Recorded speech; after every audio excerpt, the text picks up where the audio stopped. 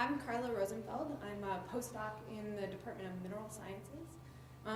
And today I'm just going to talk to you about some work that I've been doing mostly with my advisor, Carla Rosenfeld, looking at fungal metal interactions. So to start off, I study soil. Soil is a really interesting place. And really what I'm interested in is how soil interacts with living things. Soil is really interesting because it hosts a wide diversity of microorganisms. And these microorganisms in soils can help to drive elemental cycles, things like carbon and nitrogen, and also specifically what I'm interested in, metals. And then these interactions between microorganisms and metals can help to influence water quality as well as overall ecosystem health. So the metal I'm particularly interested in is selenium. And this is a really interesting element because it is both a micronutrient and a toxin or a pollutant. And it has a very narrow range of what we would call sufficiency. So below that, there are some pretty negative effects from deficiency, and only a little bit more, and you get very negative effects from toxicity. So it's a really interesting element to study. And selenium availability and toxicity is really important and driven by its form. So in soils, we typically see several forms: selenium-6, selenium-4, and selenium-0, or elemental selenium. Selenium-6 and selenium-4 are water-soluble, so this is going to be really important because if it's dissolved in water, it's going to be much more easily moved around the environment, also taken up by plants. And since the main dietary exposure for humans and animals is through eating plants, this is going to be really important. We also have insoluble minerals, so elemental selenium or selenium-0. Those are, because they're insoluble, not likely to be moving around that much in the environment, and also not likely to be taken up by plants. And transformations between these forms can all occur because of abiotic processes, but also they can be mediated by microorganisms. And so that's what we're really interested in, is how is this happening and what is going on with these microorganisms. And then, as I said, how selenium in the food chain is really important because we eat plants, and if plants have selenium in them, that can be a big problem.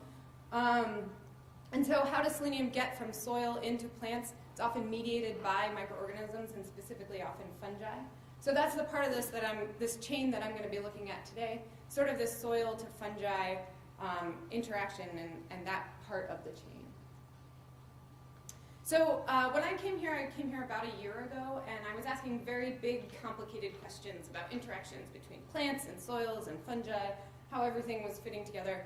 And we started looking at it and looking at some of the literature and realizing that basically nobody knows anything about how fungi interact with selenium. And so we actually had to take a step back, ask a much simpler question. Instead of asking these complicated questions, really what we wanted to know was, do fungi transform selenium? Can they even grow with selenium as part of their food source? So this is an image. What we did was we took petri dishes, filled them with agar, and dissolved selenium in the agar, and then grew a wide variety of species that we had in the lab. All of these are common soil fungi collected from metal-contaminated environments, but not necessarily selenium-contaminated environments.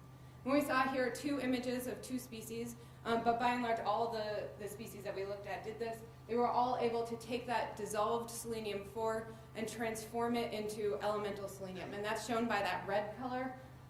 So that's indicative of biogenic elemental selenium.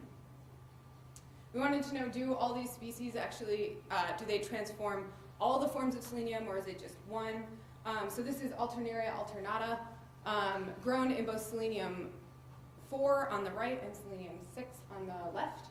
And you can see that in the scanning electron microscopy images on the bottom, you see the fungal hyphae, or those filaments of fungus, really coated with elemental selenium particles when it was grown with selenium-4, but really no evidence of those elemental selenium particles when it was grown in selenium-6. We also wanted to know, do all the species do the same thing? So these are two different species, our friend Alternaria again, and then Acremonium strictum on the left. And you can see just in the liquid culture, they look really different, right? The fungus looks really different, the color is really different. And then we have ultra-high resolution scanning electron microscopy, and we looked at the actual particles, and they are really, really different, right? So the Alternaria particles are much smaller, much more angular, while the Acremonium particles are much bigger and more spherical. And when I say big, this is a very relative term. These are still, the biggest one's only about 200 to 300 nanometers in diameter. And so we're going to basically be able to fit thousands of these into the single width of a single hair. So these are really, really tiny particles, and that's going to play a big role in how they can move around the environment. We also looked at how selenium concentration influences growth and mineral production.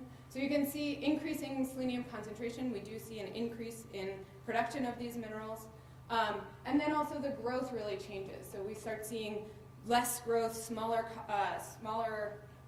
species size in the bottom petri dishes. And also you can start seeing when the mineral production starts. And I should say that these concentrations we're looking at, these high concentrations, they're pretty comparable to very contaminated environments. So that's really important to think about with these things. If they can grow and actually transform these soluble forms into insoluble forms, they may be playing a big role, or may be able to play a big role if we want to use them for things like bioremediation of contaminated environments. So where do we go from here? We need to start looking at things like the stability of these biogenic selenium minerals. Also, as I said, we use common soil fungi, but actually going to selenium-contaminated environments and seeing what is the microbial community like there, and how do they play a role in selenium transformations, and then how does that all influence plant uptake and eventual human exposure. So, thank you.